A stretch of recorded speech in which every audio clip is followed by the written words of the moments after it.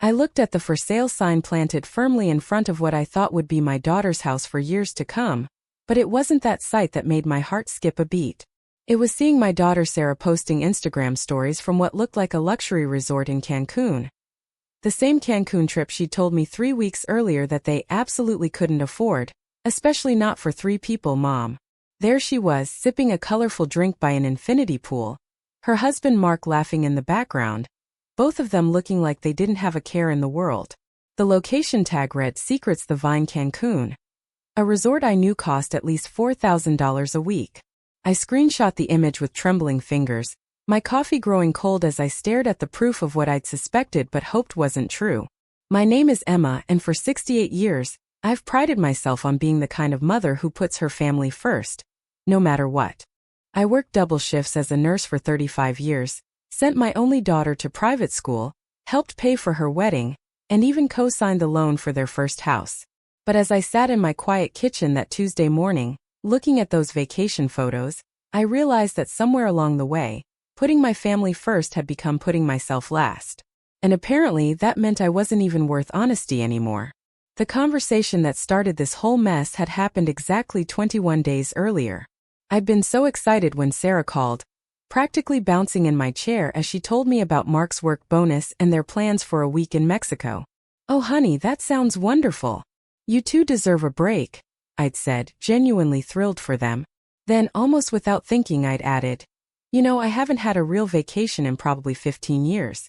Maybe I could tag along? I could get my own room, of course, and I promise I wouldn't cramp your style." The silence that followed should have been my first warning.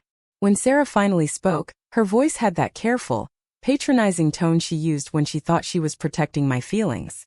"Oh Mom, we would love that. But honestly, we can barely afford this trip for just the 2 of us. Adding a third person would just make it impossible. Maybe next time." The disappointment had stung, but I'd understood. Money was tight for young couples and I didn't want to burden them. "Of course, sweetheart. You two have fun and take lots of pictures for me." But now, staring at those photos of them clearly living it up at a resort that cost more than most people's monthly salary, I felt something I hadn't experienced in years. Pure, unadulterated anger.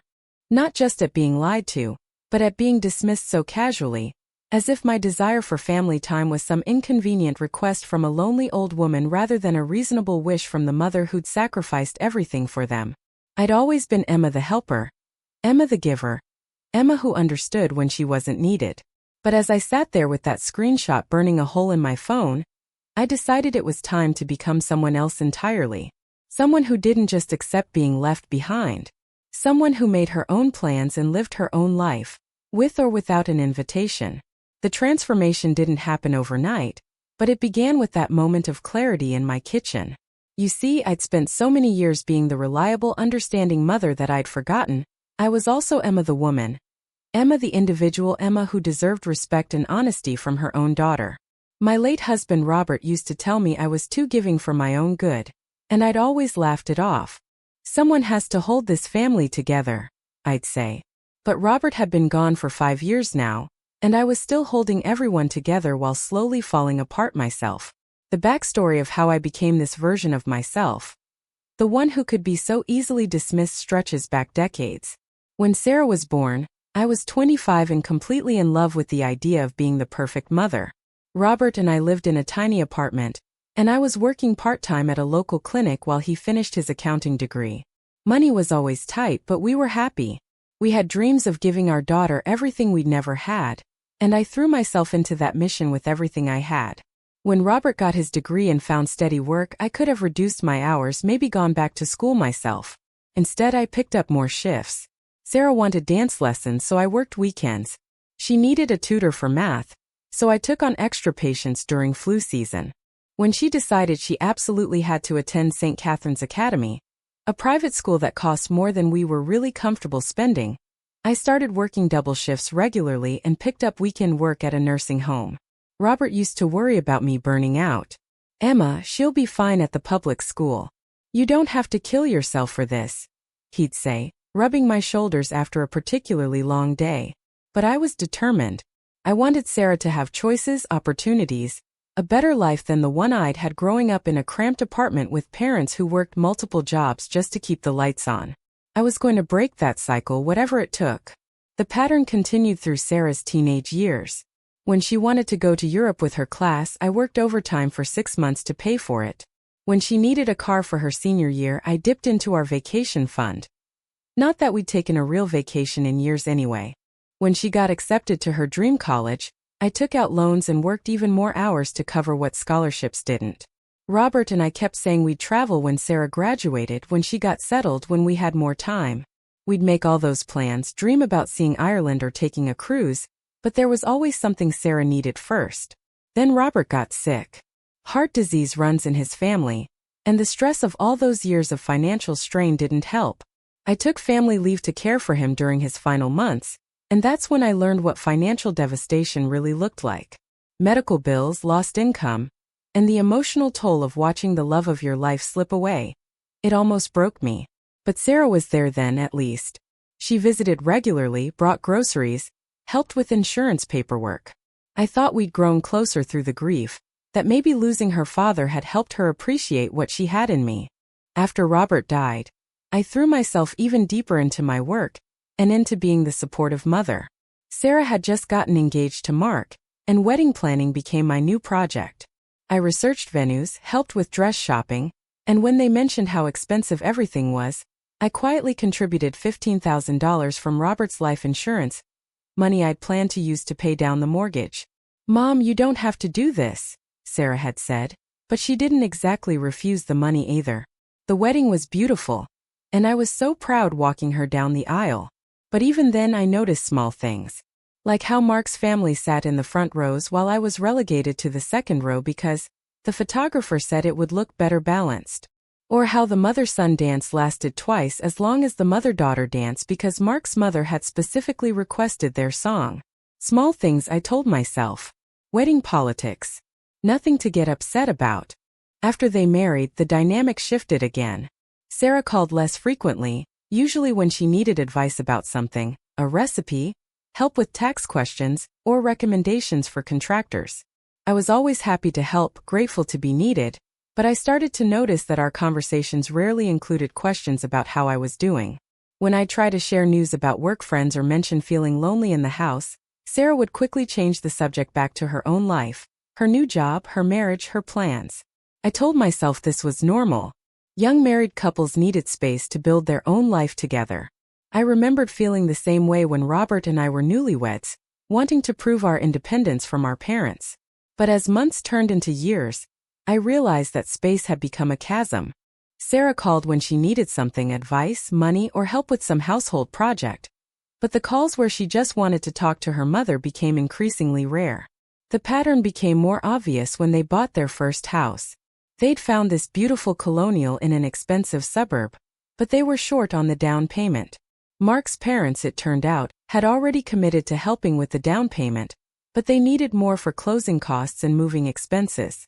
Sarah called me on a Sunday evening, her voice shaky with stress. "Mom, I hate to ask, but we're about $8,000 short, and if we don't close by Friday, we'll lose the house. Is there any way?" I didn't even let her finish the question. "Of course, honey. I'll transfer the money tomorrow morning." It cleaned out most of what I'd managed to save since Robert's death. But seeing Sarah happy in her new home felt worth it.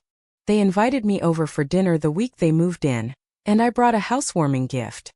A beautiful set of china that had been my mother's. Sarah seemed pleased and I felt useful again, needed again. But then the visits became less frequent. They were busy with home improvement projects. Sarah's demanding new job, Mark's hobbies. When I'd call to suggest dinner or maybe going to a movie together, there was always something. They were painting the guest room, Mark had a work thing, Sarah was tired from a long week. I understood, really I did, but the understanding came with a growing ache of loneliness that I tried to ignore. The worst part was how they made me feel like I was being needy when I expressed any disappointment. Once, when I'd asked if we could celebrate my birthday together, and Sarah said they already had plans with Mark's family, I mentioned feeling a bit left out. Sarah's response was swift and cutting. "Mom, you can't expect us to center our entire social calendar around you. We're trying to build relationships with both sides of the family." Both sides of the family.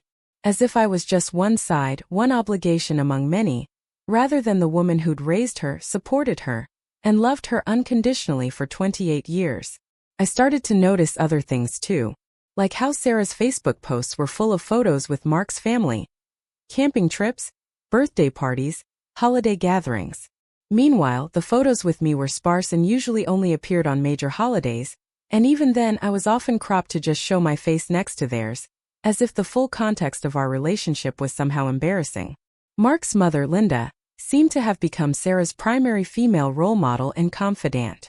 Sarah would mention Linda's advice about everything from gardening to career decisions, and I'd listen with a smile while something twisted in my stomach. Linda, who'd had the luxury of being a stay-at-home mom because her husband made plenty of money, who'd never worked double shifts to pay for dance lessons or college tuition, who'd never sacrificed her own dreams to build someone else's life. Linda got to be the fun, wise mother-in-law while I apparently got to be the obligation. The breaking point should have come earlier, but I kept making excuses, kept believing that Sarah's distance was temporary, that she'd come around when life settled down. But life never settled down. There were always new projects, new goals, new priorities that somehow never included making time for her mother. Then came the conversation about the vacation, and everything I'd been trying to ignore came crashing down at once. The casual dismissal of my request, the obvious lie about money, the way Sarah had made me feel guilty for even asking it all crystallized into a moment of perfect, painful clarity. But it wasn't until I saw those Instagram stories from Cancun that I realized just how thoroughly I'd been played.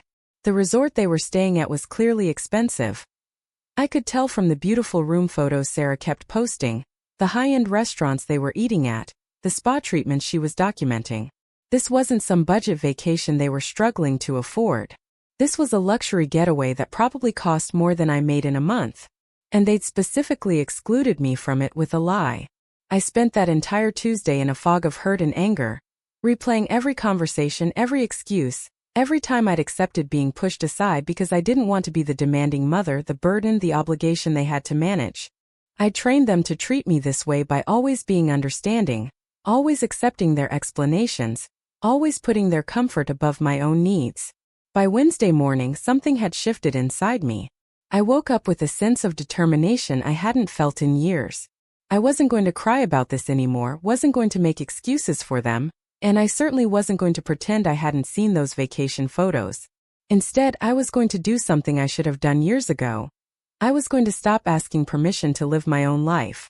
The first thing I did was open my laptop and start researching Cancun.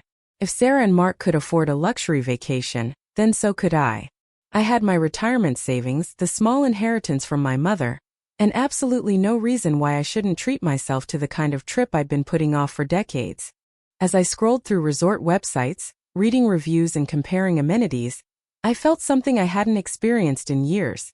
Excitement about something that was entirely for me. Not for Sarah's education or wedding or house, not to support someone else's dreams, but purely for my own enjoyment and happiness. The process of booking the trip felt almost rebellious. I chose a beautiful resort called Moon Palace Cancun, just 15 minutes from where Sarah was staying. I upgraded to an ocean view suite, added the premium dining package, and even booked a couple of spa treatments. The total cost made me gasp for a moment. It was more than I'd spent on myself in the past 5 years combined. But then I remembered Sarah's Instagram stories and clicked confirm reservation without another moment of hesitation. I booked the trip for the following week, which meant I'd arrive just 2 days after Sarah and Mark were scheduled to leave. Or at least that was my plan. But as I started packing and preparing for my first solo vacation in decades, I began to wonder what would happen if I arrived a little earlier than expected. The idea that formed in my mind was perhaps petty, but it felt like justice. I decided to change my flight to arrive 3 days earlier, which would put me in Cancun while they were still there. I wouldn't seek them out exactly, but if we happened to run into each other, well, that would be an interesting conversation. I spent the rest of the week preparing for my trip with an energy I hadn't felt in years. I bought new clothes, not the practical, comfortable outfits I usually wore, but beautiful sundresses and swimwear that made me feel attractive and confident. I got my hair done, treated myself to a manicure and pedicure, and even bought a new set of luggage.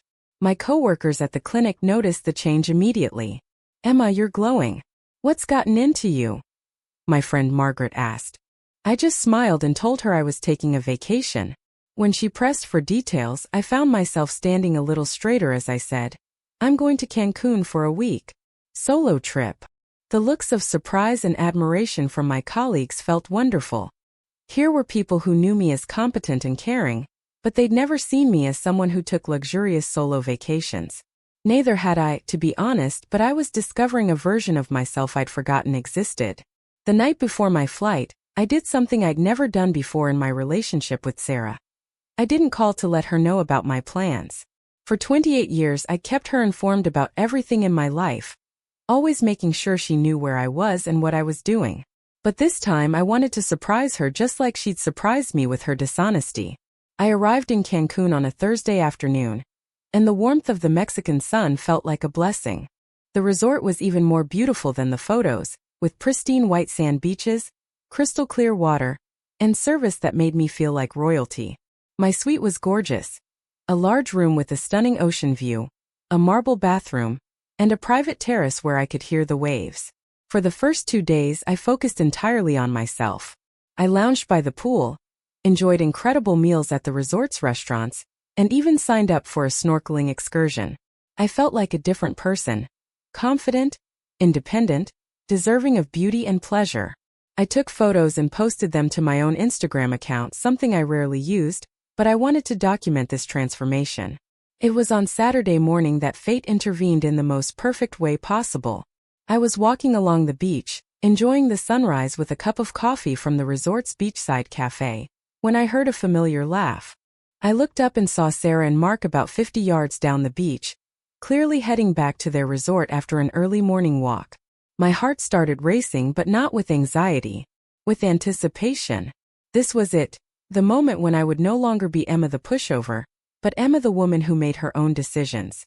I walked toward them casually, as if I were just another tourist enjoying the beach. Sarah saw me first, and the expression on her face was worth every penny I'd spent on this trip. Complete shock, followed by confusion, followed by what looked like panic. "Mom?" she called out, her voice carrying a note of disbelief. "What are you doing here?" I smiled and waved as if running into them was the most natural thing in the world. "Sarah, Mark, what a wonderful surprise." I walked up to them with more confidence than I'd felt in years. I decided to take that vacation after all. "Isn't this place absolutely beautiful?" Mark looked like he'd seen a ghost, and Sarah's face had gone through several shades of red. "But Mom, how did you? When did you decide? This is such a coincidence." "Oh, not really," I said with a bright smile.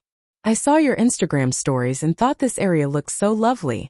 I decided to treat myself to my first real vacation in years. I'm staying at Moon Palace just down the beach. Isn't it wonderful that we're all here at the same time?" The silence that followed was delicious. I could see the wheels turning in Sarah's head as she tried to process what was happening. She told me they couldn't afford to bring me on vacation, and here I was, having afforded my own vacation to the same destination. That's great, Mom," Sarah finally managed. "How long are you here for?" "The full week," I said cheerfully. I upgraded to an ocean view suite and added the premium dining package. You know what? After working for 35 years, I decided I deserved to spoil myself a little. I paused and looked directly at Sarah. "It's amazing what you can afford when you don't have to ask anyone else's permission." Mark cleared his throat uncomfortably. "Well, we should probably head back. We have a spa appointment this morning." "How lovely," I said. "I have a hot stone massage booked this afternoon myself. Maybe we'll run into each other at dinner tonight." I made a reservation at that beautiful restaurant overlooking the lagoon. I heard the sunset view is spectacular. As they walked away, I heard Sarah hiss something to Mark, but I couldn't make out the words. I didn't need to. The look on her face had told me everything I needed to know. That evening, I dressed in one of my new sundresses, a flowing blue number that complemented my silver hair beautifully, and went to dinner. I'd specifically chosen a restaurant I'd seen them post about earlier in the week, and sure enough, they were there, sitting at a table near the window. I asked the hostess for a table with a view, and she seated me just 2 tables away from them. Perfect. I ordered a glass of champagne and the lobster special, determined to enjoy every moment of this evening. Throughout dinner, I could feel Sarah's eyes on me, but I focused on my meal and the beautiful sunset, occasionally taking photos with my phone. About halfway through dinner, Sarah appeared at my table. "Mom, can we talk?" "Of course, sweetheart. Please sit down." I gestured to the empty chair across from me. Sarah sat, but her posture was tense. "Mom, I need to ask you something, and I want you to be honest with me." "I'm always honest with you, Sarah. Did you come here because you saw our posts? Are you checking up on us?" I took a sip of my champagne and considered her question. "Sarah, let me ask you something, and I want you to be honest with me. When you told me you couldn't afford to bring me on vacation, was that true?" Her face flushed. "That's different, Mom. It's complicated." "How is it complicated?" "Either you could afford to include me or you couldn't. Based on this resort, the spa treatments you've been posting about, and the restaurants you've been eating at, it seems like money isn't as tight as you suggested." "It's not about the money exactly," Sarah said, her voice getting defensive. "It's about, we needed time alone. As a couple, we never get to travel without having to worry about entertaining someone else." The honesty, brutal as it was, actually felt better than the lies. "So you lied to me because you thought I couldn't handle the truth?" "I didn't lie exactly. I just simplified the situation." "Sarah, let me tell you what I heard when you said you couldn't afford to bring me. I heard that I wasn't worth the extra expense. I heard that my company wasn't valuable enough to justify the cost. I heard that I was a burden you needed to find a polite way to avoid." "Mom, that's not." "Let me finish." My voice was calm but firm. What I should have heard was, "Mom, Mark and I want to take a romantic vacation alone, but we'd love to plan a trip with you another time." That would have been honest, and I would have respected it. Sarah looked down at her hands. "You're right. I should have just been direct." "Yes, you should have. But more than that, Sarah, you should have meant it about planning another trip. When was the last time you and I did something together? Just the two of us? Or the three of us, for that matter? We have dinner sometimes. We have dinner when you need something. Advice, help with some project, a recipe. When was the last time you called just to see how I was doing? When was the last time you invited me to do something because you wanted my company, not because you needed my help?" The silence stretched between us, and I could see that my words were hitting their mark. But I wasn't done. "Do you know what I've been doing with my evenings for the past 5 years since your father died? I come home from work, heat up something simple for dinner, and watch television alone. On weekends I clean the house, run errands, and maybe call one of my coworkers to chat. I haven't been to a movie, a concert, or a restaurant that wasn't for someone else's special occasion in years." "Mom, you never said." "I never said anything because I didn't want to be the needy mother, the burden, the obligation you had to manage. I wanted to be understanding and supportive. But do you know what I understand now? I understand that by always being accommodating, I trained you to think my feelings didn't matter." Sarah's eyes were filling with tears, but I pressed on. This conversation was long overdue. "I worked double shifts to pay for your dance lessons, your private school, your college, your wedding, your house down payment. I emptied my savings account more times than I can count to help you build the life you wanted. And I was happy to do it because I love you. But somewhere along the way, you stopped seeing me as a person with my own needs and started seeing me as a resource to be managed." "That's not true," Sarah protested, but her voice lacked conviction. "Isn't it? When Mark's mother gives you advice, you follow it and post about how wise she is. When I give you advice, you listen politely and then do whatever you were going to do anyway. When Mark's family has events, you make sure to attend. When I ask if we can celebrate my birthday together, you tell me you can't center your social calendar around me." Each example hit like a physical blow, and I could see Sarah realizing the pattern for the first time. "I came to Cancun because I decided I was tired of asking permission to live my own life. I wanted to see what it felt like to make decisions based on what I wanted instead of what everyone else needed from me. And you know what? It feels wonderful." I gestured around the beautiful restaurant. "This is the most expensive meal I've ever ordered for myself. This dress is the first thing I've bought for pure pleasure in years. This trip is the first time in decades that I've done something solely because it would make me happy." Sarah wiped her eyes with her napkin. "Mom, I didn't realize." "That's the problem, Sarah. You didn't realize because you stopped paying attention to me as anything other than a supporting character in your life. I became the reliable mother who would always be there when needed and never complain when ignored. Mark appeared at our table, looking uncomfortable. Is everything okay here? We're having an important conversation, I said. Please sit down. This concerns you too. Mark reluctantly took a seat, glancing between Sarah and me nervously. Mark, let me ask you something. In the 3 years you've been married to my daughter, how many times have you suggested that the two of you include me in your plans? Not because Sarah felt obligated to ask me, but because you thought I might enjoy joining you for something? Mark opened his mouth, then closed it, clearly struggling to come up with an answer. I'm not trying to embarrass you, I continued. I'm trying to make a point. I've become invisible in my own daughter's life, and that's partly because I allowed it to happen. But it's also because neither of you has made any effort to maintain a real relationship with me. Mom, we care about you, Sarah said. I know you care about me in the abstract. You'd be sad if something happened to me. You want me to be healthy and happy. But caring about someone and actively investing in a relationship with them are two different things. I took another sip of champagne, feeling more empowered with every word. Here's what's going to change. I'm not going to be available every time you need advice, help, or money unless you're also interested in spending time with me when you don't need anything. I'm not going to continue being treated like an obligation while you build meaningful relationships with everyone else in your life. What does that mean exactly? Mark asked. It means I'm going to start living my own life and making my own plans. It means when you call asking for help or advice, I might not be available because I'm busy with my own activities. It means I'm going to stop being the understanding mother who accepts every excuse and starts being the valued family member who expects honesty and inclusion. Sarah looked stricken. Are you cutting us off? No, sweetheart. I'm establishing boundaries. There's a difference. I reached across the table and took her hand. I love you more than anything in this world, and I always will. But I won't continue accepting a relationship where I give everything and receive nothing but acknowledgement when it's convenient for you. What do you want from us? Sarah asked, and for the first time in the conversation, her voice sounded genuinely open rather than defensive. I want to feel like I matter to you as more than just a resource. I want you to call me sometimes just to talk, not because you need something. I want to be included in some of your plans. Not all of them. I understand you need couple time, but some of them. I want honesty instead of convenient lies.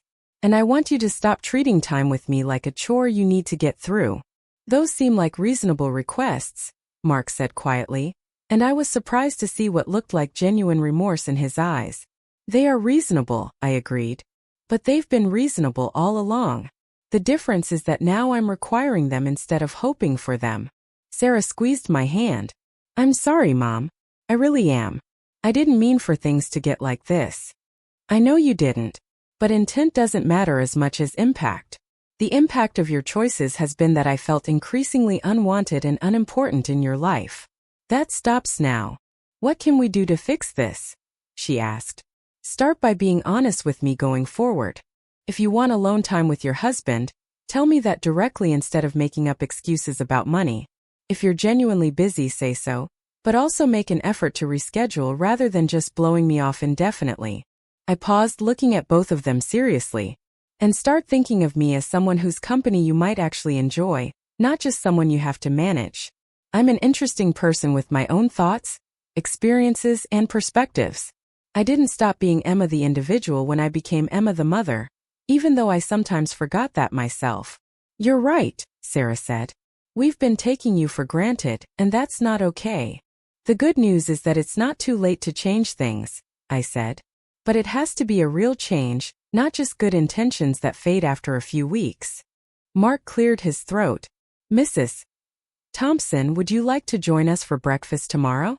We were planning to try that beachside cafe, and we genuinely like your company. I smiled at him, pleased by the invitation and the sincerity in his voice. I'd love that, Mark. Thank you for asking. And Mom, Sarah added, when we get back home, I want to start planning that trip we should have taken together. Maybe somewhere we've both always wanted to go. I'd like that very much, I said. I've always wanted to see Ireland. Your father and I used to talk about going there someday. Then let's make it happen, Sarah said, and for the first time in years I believe she meant it. We spent the rest of the evening talking, really talking about things we'd never discussed. Sarah opened up about feeling pressure to balance everyone's expectations, and I shared how lonely I'd been since her father died. Mark talked about his own relationship with his parents and admitted that he'd been so focused on pleasing his own mother that he'd never thought about including me in their lives in a meaningful way. It wasn't a complete transformation overnight, but it was a beginning. More importantly, it was the first honest conversation we'd had in years. The next morning we met for breakfast as planned, and I was struck by how different the dynamic felt. Instead of Sarah checking her phone constantly or Mark looking like he'd rather be elsewhere, they both seemed genuinely interested in spending time with me. We talked about everything. Their work, my job at the clinic, books we'd been reading, places we wanted to travel. Mom, I have to ask, Sarah said as we were finishing our coffee. How did you decide to book this trip? The timing, the location, everything. I smiled. Honestly, I was hurt and angry after seeing your Instagram posts, and I wanted to prove to myself that I could have my own adventures. I didn't come here to spy on you or create drama. I came here to remember who I am outside of being your mother. And what did you discover? Mark asked. I discovered that I'm braver than I thought I was. I discovered that I enjoy my own company, and that I deserve to treat myself well. I discovered that I've spent so many years taking care of everyone else that I forgot to take care of myself. You seem different, Sarah observed. More confident. I feel different. For the first time in years, I feel like I'm living my life instead of just getting through it. We spent the rest of my vacation finding a new balance. Sarah and Mark had their couple time, but they also included me in some of their activities. We went snorkeling together, shared a few dinners, and spent an afternoon exploring the local markets. It wasn't the romantic getaway they'd originally planned, but it wasn't the burden they'd feared either. More importantly, the conversations continued. Sarah started asking about my life, my work, my feelings about things that had nothing to do with her needs. Mark began treating me like a person he was genuinely interested in knowing rather than an obligation he had to manage. Small changes but significant ones. On my last night in Cancun, Sarah came to my hotel room to talk. Mom, I keep thinking about what you said about training us to think your feelings didn't matter. I think you were right, and I'm ashamed of that. Don't be ashamed, sweetheart. Learn from it. That's all any of us can do. I want you to know that I talked to Mark about this trip when we first started planning it. I actually did want to invite you, but he said it would be better if it was just us. I let him convince me that you'd be more comfortable staying home. This was new information and it stung a little, but I appreciated the honesty. Thank you for telling me that. But Sarah, you can't let anyone else make decisions about your relationship with me. Even your husband. That's something you need to own. You're right. And I promise from now on, I'll make my own decisions about our relationship. Good. And I promise I'll be more direct about what I need from you, instead of hoping you'll figure it out on your own. Deal, she said, and we hugged a real hug, not the quick, obligatory embraces we'd been exchanging for years. The flight home was different too. Instead of feeling like I was returning to a life of quiet loneliness, I felt like I was returning to a life with new possibilities. I'd proven to myself that I could travel alone, enjoy my own company, and handle whatever came my way. More importantly, I'd established a new dynamic with Sarah and Mark based on honesty and mutual respect, rather than guilt and obligation. Back home, the changes continued in small but meaningful ways. Sarah started calling me regularly, not just when she needed something, but to chat about her day or ask my opinion on things that mattered to her. Mark began including me in conversations when they visited, asking about my work and my interests rather than just sitting politely while Sarah and I talked. 3 weeks after we returned from Mexico, they invited me to dinner at their house, and when I arrived, Sarah handed me a brochure for tours of Ireland. I've been researching this, she said. I found a company that does small group tours specifically designed for mothers and daughters.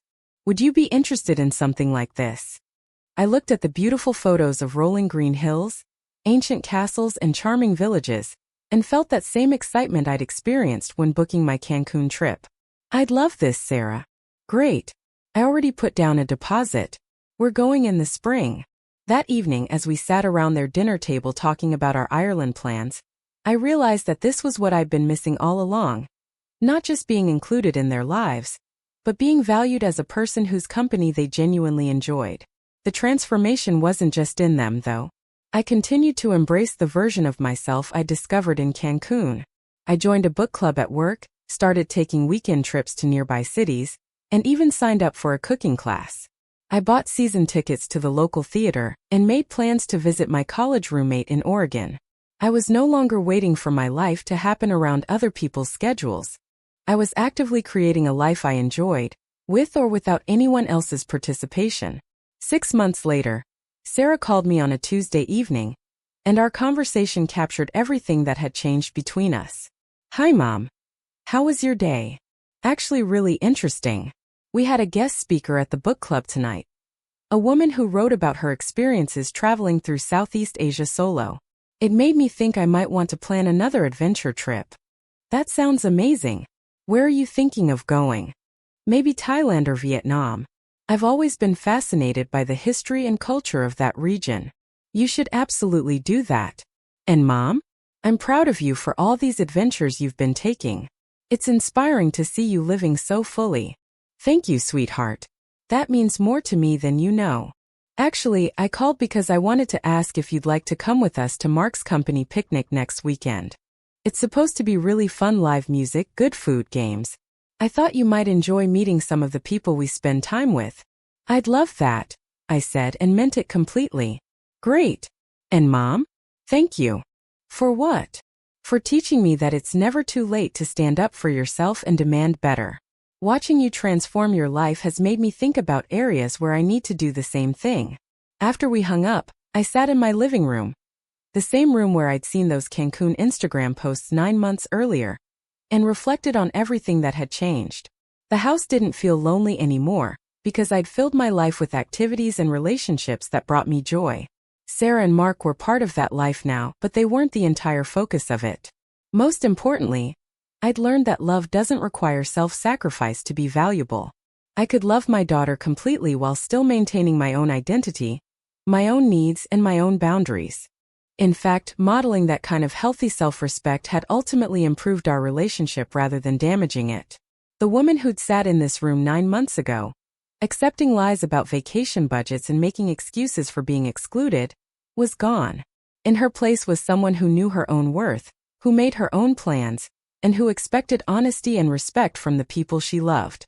Last month, I booked that trip to Vietnam for this fall. Sarah was genuinely excited when I told her about it, and asked me to send lots of photos. Mark has started asking my advice about travel planning, saying I've become the family expert on solo adventures.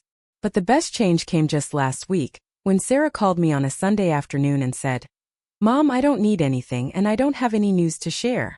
I just wanted to hear your voice and see how you're doing."